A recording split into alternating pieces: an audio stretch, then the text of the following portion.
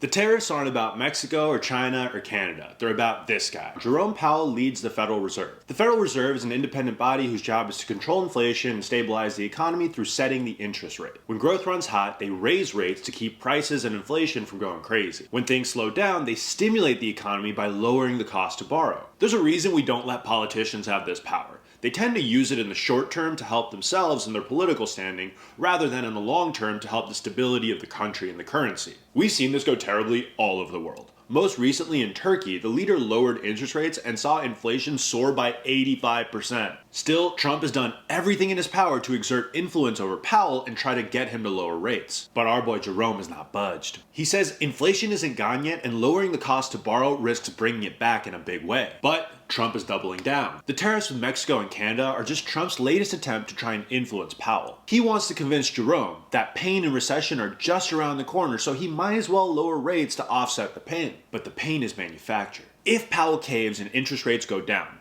Trump can just remove the tariffs and enjoy lower borrowing with nothing attached, mimicking the feeling of a growing economy without actually growing the economy. Jerome saw the move and called the bluff. Even when Trump seemed set on tariffs, Powell held his interest rates where they are, forcing Trump to back down. Remember, lowering interest rates is the whole goal, so instituting tariffs without them is pain with no payoff. Unless Powell plays along, Trump is stuck. That's why now we see Trump continuing to raise the stakes, now talking about a 50% tariff. If the markets continue to tank, Powell may just have to cave. Problem is, Trump still doesn't understand that lowering interest rates is not going to help. In fact, it may cause more inflation like we saw in Turkey. As hard as Trump keeps trying to dig his own grave, Powell keeps taking away the shovel.